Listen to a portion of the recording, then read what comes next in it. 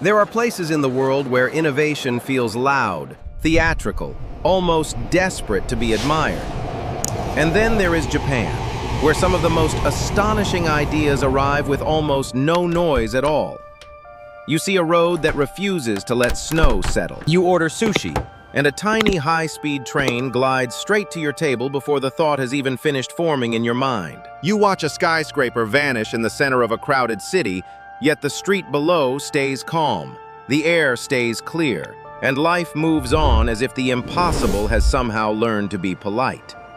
What makes these inventions unforgettable is not that they are strange, it is that they are reasonable. Every one of them begins with an ordinary frustration, the kind most countries accept with a tired shrug.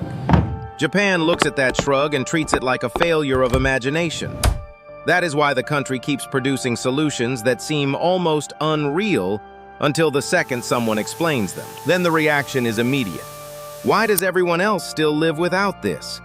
Take the problem of tearing down a skyscraper in a dense city. In most places, demolition is chaos by definition.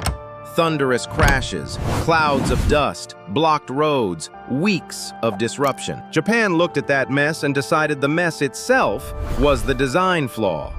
One major Japanese builder developed a closed demolition method that dismantles high-rise buildings from the inside out, floor by floor, under a moving protective shell, keeping noise, vibration, and dust tightly contained. From the street, it can look less like destruction and more like a building quietly shrinking into memory. Then there is sushi delivery, a system that could have stopped at conveyor belts and still been called clever. But Japan pushed further. At chains like Uobe, customers order from a tablet, and fresh plates race directly to the table on miniature express lanes, often arriving in about a minute or less. It feels playful, but beneath the charm is a ruthless kind of logic. Less waiting, less waste, hotter food, fresher fish, smoother flow. That is the pattern you begin to notice. In Japan, the craziest ideas are often just common sense taken all the way to its natural conclusion. And once you notice that pattern, it becomes impossible to ignore. A convenience store in much of the world is a place you enter reluctantly, a fluorescent backup plan for hunger or bad timing. In Japan, the konbini became something far more intimate, almost like a quiet promise that daily life would not fall apart just because the hour is late or the day is difficult. Inside stores like 7-Eleven, Lawson, and Family Mart, you can pay bills, withdraw cash, print documents, send parcels, buy event tickets, pick up a hot meal, and still leave with coffee that tastes far better than logic says it should. Japan has tens of thousands of these stores spread across the country, and that scale changed them from retail into infrastructure. They are not there to rescue your day only when things go wrong. They are built into the rhythm of ordinary life, making modern living feel smoother, lighter, more humane. Then there is the matter of turning even a chocolate bar into a cultural language. In many countries, a Kit Kat is simply a Kit Kat, identical from shelf to shelf, city to city. Japan refused that flat idea. Over the years, regional and seasonal versions transformed the candy into something closer to a travel artifact. Kyoto leans into matcha. Other areas celebrate local ingredients. And suddenly, a familiar global product begins carrying the flavor of a specific place, a specific memory, a specific journey. Even the name itself took on a deeper life because of its resemblance to a Japanese phrase associated with good luck and success, especially for students before exams. That tiny shift changed the gift from candy into encouragement, from snack into symbol. And then winter arrives, and Japan once again shows its instinct for refusing half solutions. In snow-heavy regions like Niigata, some roads are fitted with systems that warm the surface from below, helping melt snow before it can pile up or freeze into danger.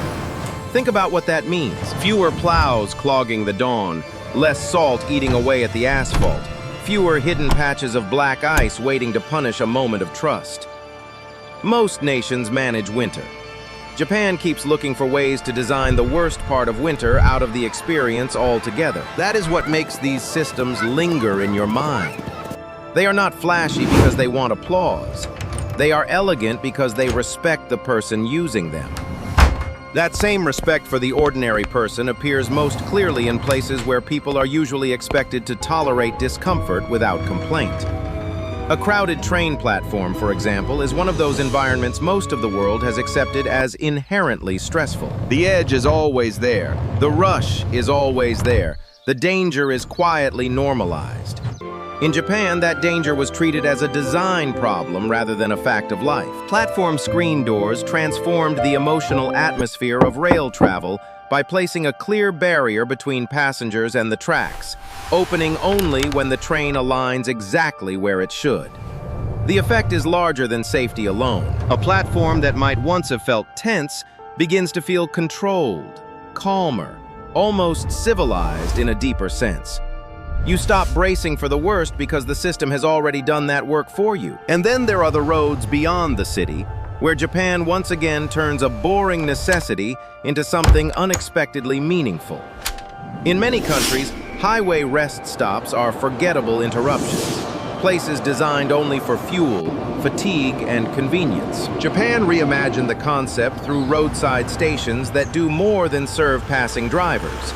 They connect travelers to the region itself.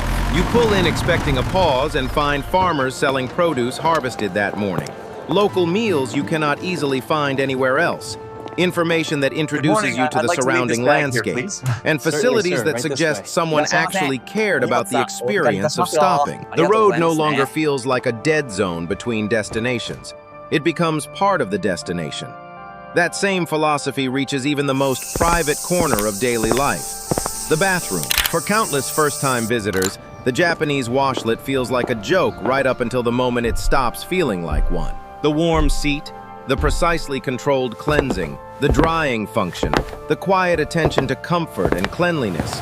None of it sounds essential until you experience how naturally it fits into human life. Then it becomes difficult to pretend the older standard was good enough. Japan's genius is often misunderstood as a love of gadgets. But that misses the point entirely. These inventions are not beloved because they are futuristic. They are beloved because they remove tiny humiliations, little discomforts, low-grade anxieties that people elsewhere have been taught to endure. Japan looks at those frictions and asks a simple question the rest of the world too often forgets to ask. Why should daily life remain harder than it has to be? Sometimes Japan's brilliance shows up in solutions so specific that they sound almost absurd when described out loud. And yet the moment you see them in action, the absurdity disappears and only the logic remains. Consider the wet umbrella, one of the most minor inconveniences in modern life, and therefore one of the least likely to be meaningfully solved in most countries. People simply accept the dripping floors, the awkward carrying, the trail of water through stores and offices, the silent irritation of everyone who has to step around it. Japan did not accept it. At entrances to shops, libraries, hospitals, and office buildings, umbrella lockers allow people to secure wet umbrellas neatly before walking inside. It is not a grand invention. It will not change history, but it changes a moment. And enough changed moments become a changed culture. The same can be said for Japan's deep accommodation of late-night life. In many cities around the world, once midnight passes, the urban promise begins to collapse. Services disappear, streets empty, choices narrow, and anyone still awake starts to feel as though they are living outside the intended hours of society. Japan built many of its cities with a different assumption, that human life does not run on one perfect schedule. So the night remains supported. Convenience stores glow through the early hours. Vending machines stand ready on quiet streets. Small restaurants continue serving people who are still working, still traveling, still thinking, still alive to the night. This creates more than convenience. It creates psychological permission. It tells the insomniac, the late worker, the traveler, the student, the lonely soul walking home after a difficult evening, that the city has not abandoned them simply because the clock says it should. Then comes one of the most powerful examples of all, because it deals not with comfort, but with survival. Japan cannot prevent earthquakes. No country can negotiate with the earth when it decides to move. But Japan did what it has done so many times before. It refused helplessness as the final answer. Early warning systems detect the first signs of seismic activity and push alerts within seconds, giving people a narrow but precious moment to react before the strongest shaking arrives. Those seconds can mean the difference between panic and preparation, exposure and protection, injury and escape.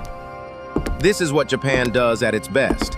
It does not wait for a perfect world. It studies the imperfect one with unusual honesty, then builds systems that help ordinary people live inside uncertainty with a little more dignity, a little more safety, and a little less fear. And perhaps that is what separates Japan from so many other modern societies. It does not merely invent objects. It builds habits, rituals, and environments that protect human attention from failure. One of the clearest examples can be seen in a gesture so simple, most outsiders barely notice it at first. A railway worker points at a signal. He says its status out loud. He points at a clock, a door, a marker, and names what he sees. To an unfamiliar eye, it can look theatrical, almost exaggerated, as if discipline has been turned into performance. But beneath that strange choreography is one of the most intelligent safety ideas ever put into everyday practice. By forcing the body and the voice to join the eyes, Japan reduces the chance that the mind will drift into autopilot. It is a tiny interruption of human complacency, and in high-risk environments, that interruption can save lives. The method spread from railways into factories, hospitals, and other industries because it answered a brutal truth about people. Even skilled, responsible, experienced people make mistakes when familiarity turns their thinking dull. Japan did not try to solve that weakness by pretending humans could become flawless. It solved it by designing a system that works with human nature instead of against it. That same mindset explains why so many Japanese solutions feel less like inventions and more like evidence of careful observation. Someone noticed that danger often enters through boredom. Someone noticed that accidents are frequently born from routine. Someone noticed that the mind, when left alone too long in a repetitive task, quietly begins to skip steps. And rather than call that unfortunate but unavoidable, they built a culture around catching the moment before the mistake happens. This is why so many Japanese ideas seem almost embarrassingly sensible once you understand them. They are not based on fantasy. They are based on attention. Attention to weather, to crowds, to fatigue, to cleanliness, to timing, to how a stranger feels standing on a platform or walking into a building with a dripping umbrella or searching for food at an unreasonable hour. Japan keeps proving that progress does not always arrive through louder technology or bigger promises. Sometimes it arrives through humility, through admitting that daily life is full of small failures most people stopped seeing long ago. And once those failures are seen clearly, they become impossible to unsee. The world often talks about innovation as if it belongs to the future. Japan reminds us that real innovation begins with respecting the present enough to improve it. When you step back and look at all of these ideas together, something deeper comes into focus. The heated roads, the quiet demolition systems, the express sushi delivery, the all-purpose convenience stores, the regional gifts, the platform barriers, the roadside stations, the washlet toilets, the umbrella lockers, the all-night city culture, the earthquake alerts, the pointing and calling ritual. None of them exist simply to impress. They exist because somewhere along the way, someone refused to accept that frustration, waste, danger, discomfort, or disorder were normal just because they were common. And that may be the most radical thing of all. Many societies are incredibly good at adapting people to bad systems. Japan, at its best, keeps trying to adapt systems to people. That difference changes everything. It changes how a city sounds. It changes how a journey feels. It changes how long a task takes, how safe a platform becomes, how clean a floor stays, how quickly a warning arrives, how much dignity remains in the smallest routines of the day. What appears crazy from the outside is often just the result of following practical thinking further than most countries ever bother to go. That is why these ideas stay with you. They trigger a slightly uncomfortable realization. The moment you experience them, you are no longer just admiring Japan. You are quietly questioning everything back home. Why are roads still allowed to become so dangerous? Why are convenience stores so underused? Why do public spaces tolerate preventable stress? Why are so many minor problems treated as though they are beneath serious attention? The answers are rarely satisfying. Often, the truth is simply that people got used to inefficiency, to inconvenience, to disorder, and eventually mistook that acceptance for realism. Japan challenges that mindset in the most unsettling way possible, by proving that many of these problems were never unavoidable in the first place. They were just unsolved. And once you realize that, the country stops feeling eccentric and starts feeling strangely ahead. Not because it chased novelty, but because it kept caring about details long after everyone else decided details did not matter. That is the real lesson hidden inside all 12 of these astonishing ideas. A society does not become remarkable only through grand visions or dramatic breakthroughs. Sometimes it becomes remarkable because it treats everyday life as worthy of serious design. And once you see the world through that lens, it becomes very difficult to settle for less ever again.